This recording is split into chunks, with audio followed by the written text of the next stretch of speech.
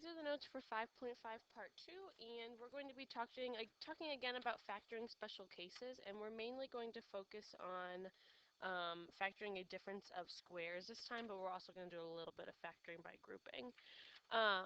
So, sorry that title is so messy. My smartboard was really uncalibrated. I just had to fix it. So, first we're going to focus on factoring a difference of squares. So let's remind ourselves what a difference of squares is. That's when we have a difference, so subtraction, between two squares, like a squared and b squared. And we know that that is equal to a plus b times a minus b. So in the past, I've given you a plus b times a minus b and made you multiply it out. Now you're going to be getting this version, and you're going to want to jump straight to here because this is the factored form. Alright, so let's just start with some simple examples here. So for this example, we are just going to factor x squared minus 9. So remember, this is in the form a squared minus b squared. This is x squared minus 3 squared.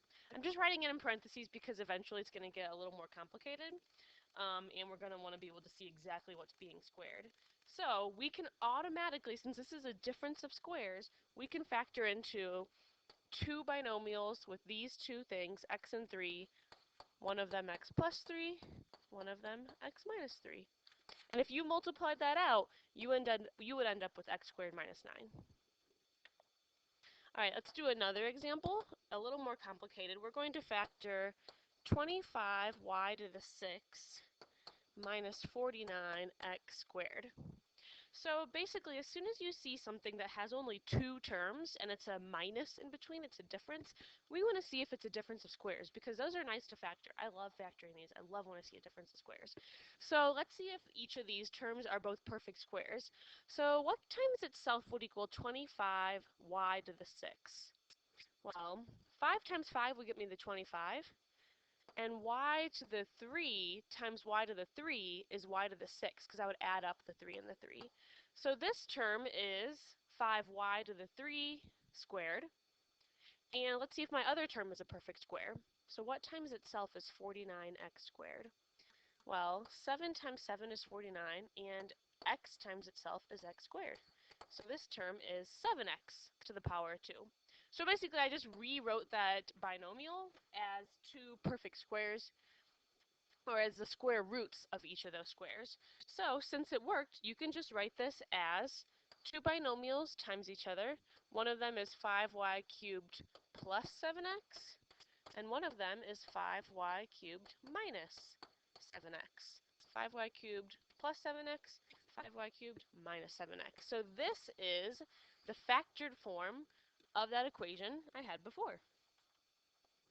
Alright, let's try some more examples that are going to involve a little more here. Alright, so I am going to factor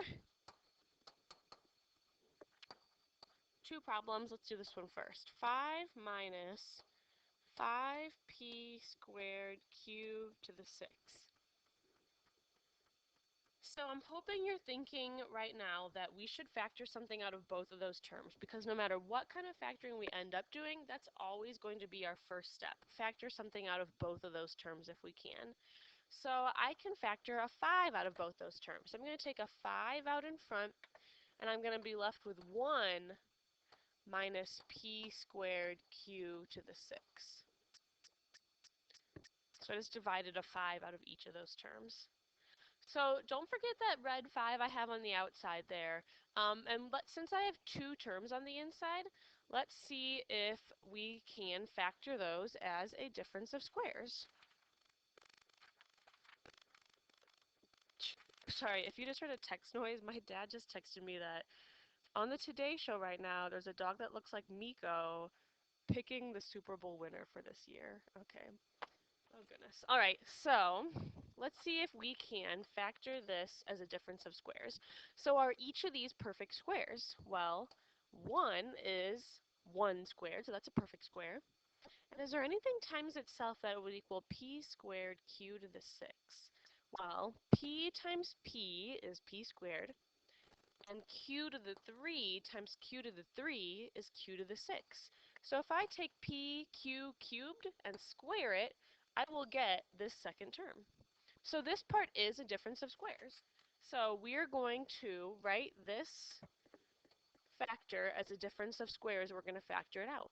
So this is going to be 1 plus pq cubed times 1 minus pq cubed.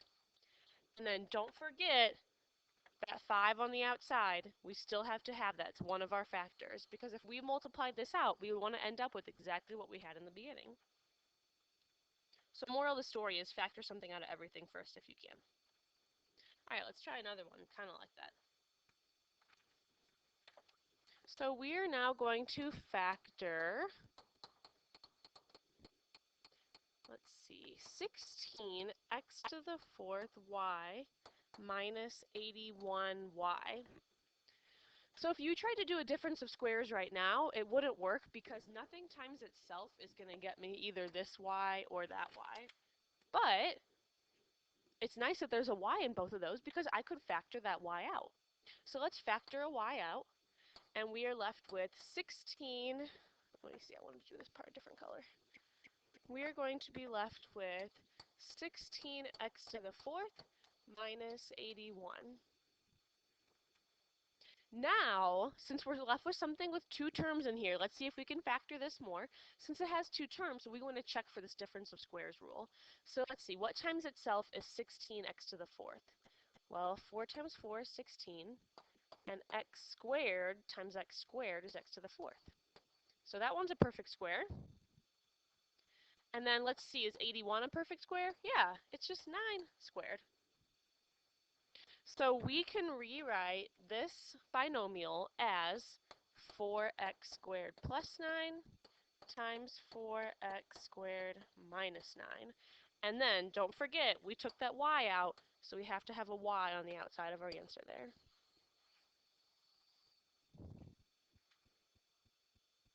Alright, I paused there purposely because I wanted to see if maybe anyone caught that I'm actually not done factoring. Can you see which of those three things in my answer I can factor more? So if I look at this, I need to undo that square I just drew because this is a difference of squares. And if we can factor something more, we can. This one is not a difference of squares because of that plus sign right there. So we cannot factor that one anymore. But this last term is a difference because it's a minus, and they're both perfect squares because if we do 2x times 2x, we'll get 4x squared, and 3 times 3 is 9. So I'm going to rewrite just this guy. I'm going to factor it even more. This can be factored into 2x plus 3 times 2x minus 3. I got the 2x and the 3 from right there. And then just don't forget that we still have this y out in front, and we have this 4x squared plus 9. That's still one of our factors. I just factored one of my factors even more. Look how many factors we could break that down to. Isn't that nice? Alright, so I'm going to kind of switch gears here from the difference of squares, and I'm just going to do 3 examples with some more factoring by grouping. We're just basically going to start getting some really complicated factoring problems. Alright, so let's do some more factoring by grouping. So the first example we're going to do is we're just going to factor, and it's going to be a, let's see, this is a 4-term polynomial. X to the 3 plus 3x squared minus 4x minus 12. So as soon as I see 4 terms, I like to think, okay, can I factor by grouping? So let's check. We're going to break this up into 2 groups. On our first one, I can factor out an x squared from each of those terms. If I factor out an x squared, I'm left with an x plus 3. Now I want to end up with 2 positive terms instead of 2 negative terms here and here, so I better factor out a negative to change those signs, and I can factor out a 4. And I'm going to be left with positive x And then negative 12 divided by that negative 4 I'm taking out is positive 3. So this is looking nice right now because I ended up with an x plus 3 in each of my two terms here. Here's one term, here's the other. I can factor out that x plus 3 from both terms and put it out in front. So I'm going to factor out x plus 3. I'm dividing them out, so I kind of cross them out, and I'm left with my x squared minus 4. Do you think we're done right now? Since I'm asking, the answer is probably no. So this first term, x plus 3, I cannot factor that anymore. But this second term right here, this is a difference of squares. It's a difference because I see a subtraction sign, and both those terms are perfect squares. So I know I can factor it more. This first term is just x to the power 2, and my second term is 2 to the power of 2. So I can factor this guy into x plus 2 times x minus 2. And I have that x plus 3 out in front. So now we're done. So basically, the goal behind this is to keep factoring as much as you possibly can and think of any rule you know for factoring. All right, let's try another one with another little trick in it. So we're going to factor x squared plus 6x plus 9 minus y squared. So on this one, that y squared at the end is kind of looking like it's going to mess everything up. If I try factoring by grouping, I know I'm not going to get the same thing left in both groups because of that y squared. So what you want to do is see if you can find any of those patterns we've talked about. So, for example, I think in this, I can see right here a perfect square trinomial. Those were what were in our last set of notes.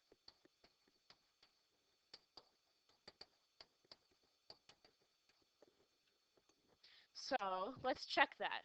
I've got my first term is a perfect square. It's just x squared. My last term is a perfect square. It's 3 squared.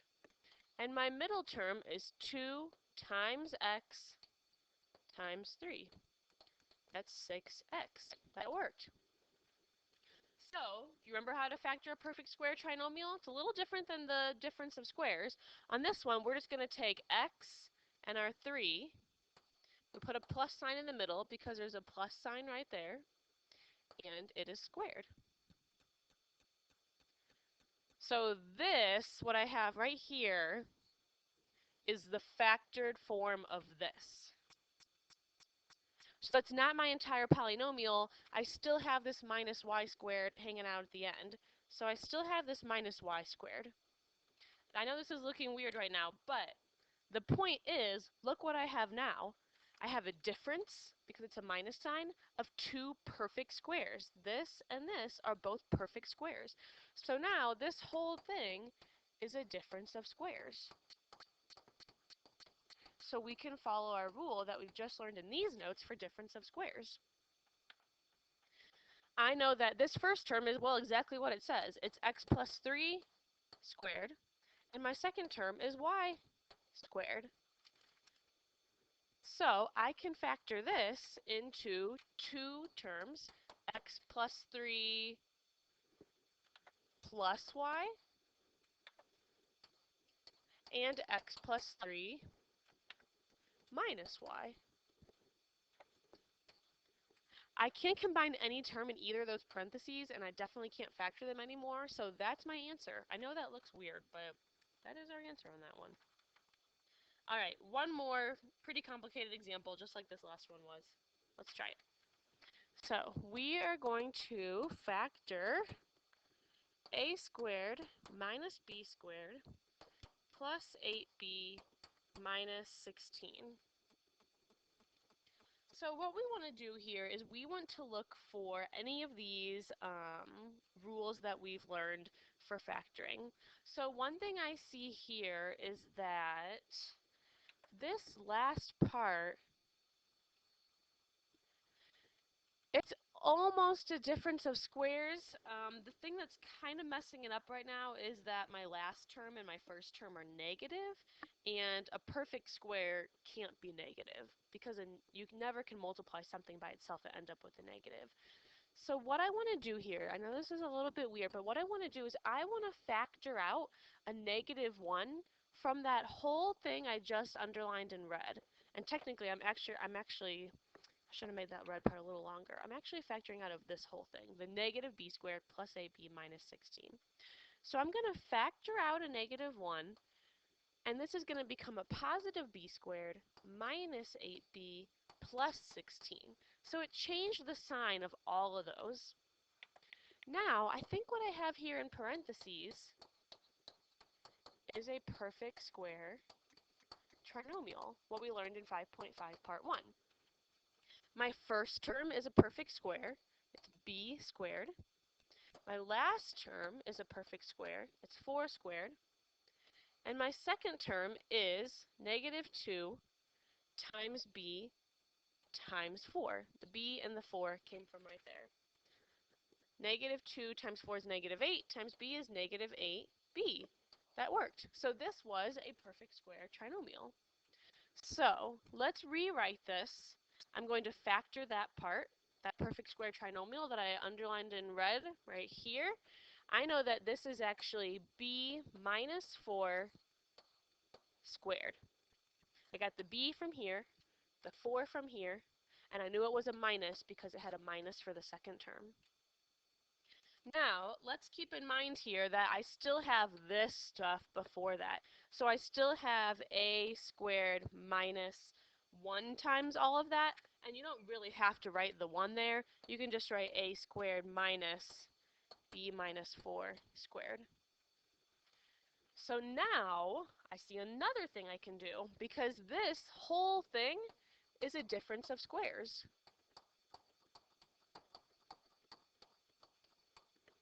The whole thing is, because my first term is something squared, it's a squared. My second term is something squared, it's b minus 4 squared, just like it says. So I can write this as a plus b minus 4 times a minus b minus 4. And now the tricky thing is I want to subtract that b minus 4 all from the a right there. So I kind of have to put that in another set of parentheses there. I'm doing a plus b minus 4, which the parentheses don't matter in this one because I'm just adding it. But in this one, since I'm subtracting, I have to have those parentheses. So we have one last thing to do. We just need to keep the first one the same. And on the second one, we need to distribute this negative sign. A minus b plus 4. And we are finally done factoring. I know that was a tricky one. If you're like, oh my goodness, I did not get that, don't worry, we can talk about it in class together. So those are your notes for today.